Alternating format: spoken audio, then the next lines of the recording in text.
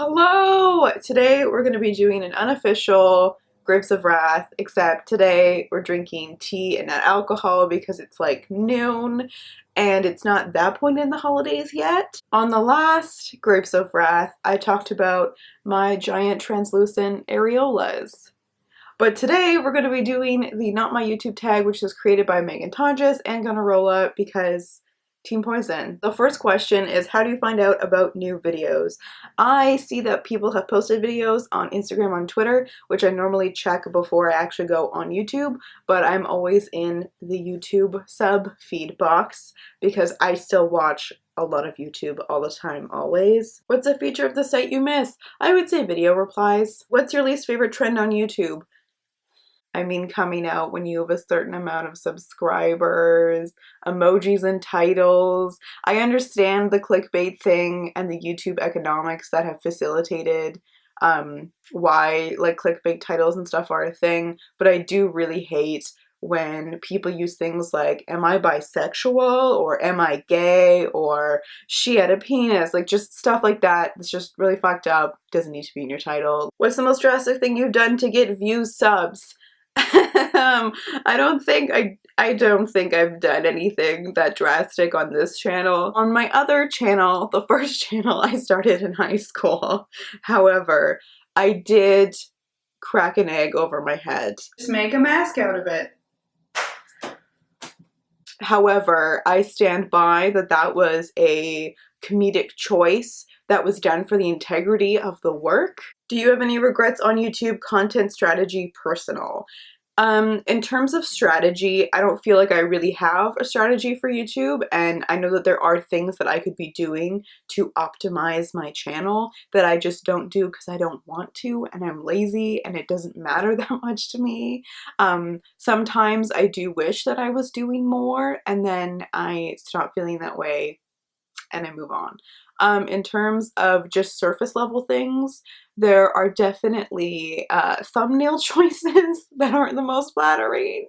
And there's been some unblended makeup days, you know what I mean? You've seen the best and the worst of the eyebrow situations.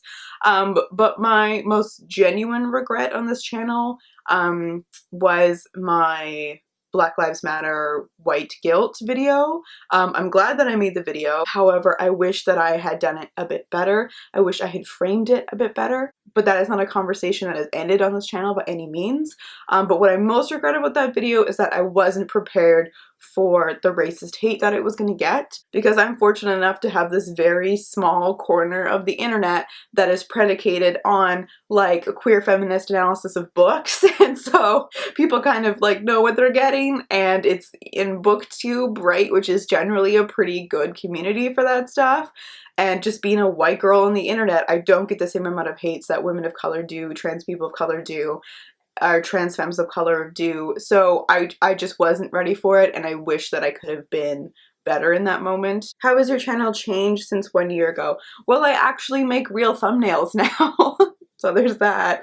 I also feel like, I mean, generally I'd say my videos are pretty much the same.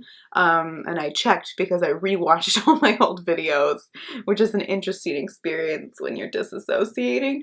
But I am doing a lot more of the projects that aren't necessarily tethered to books, like Grapes of Wrath, for instance.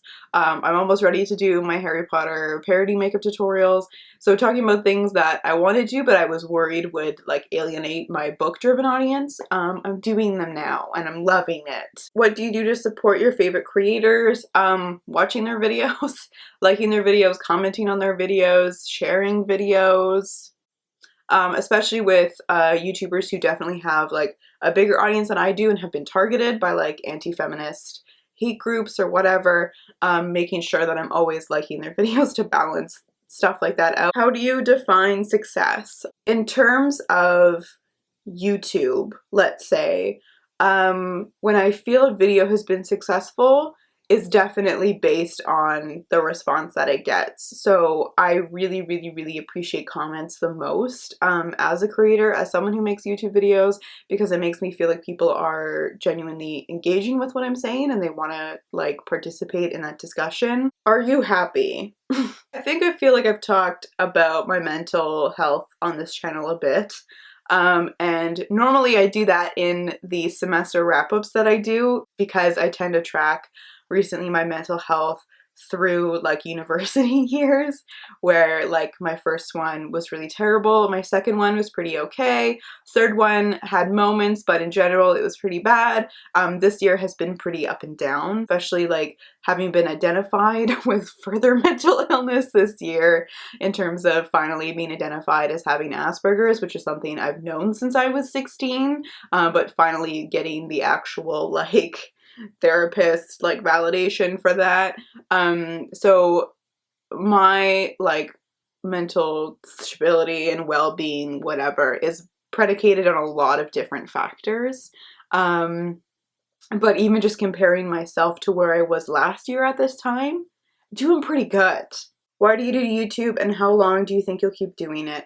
I do YouTube because it's fun and because I want to and because it's my hobby and because I need that outlet. I need to be talking about the things that I'm thinking about. I'm gonna do it until I don't want to anymore, until it's not fun and I'm not excited about the projects that I'm doing or the things I want to talk about. Has YouTube made your life better or worse? It's definitely made it better because for me, it's a hobby, it's a necessary outlet. The best thing has honestly probably been the friendships I've been able to make, especially on BookTube, because I feel like in general there's a little bit more access to the people that you watch and really admire, and just the like deep, valuable friendships that I've been able to like garner from this platform, and people that I have met, people I will be meeting soon, people I won't be meeting for a while, but I talk to you every day, and I honestly don't even feel like I need to solidify our friendship in person, even though I'd like to, but because we have it's the bonding is so real. So that was me looking Slytherin as fuck, glowy as fuck, doing the not my YouTube tag. I hope that you do it as well. I've tagged you all.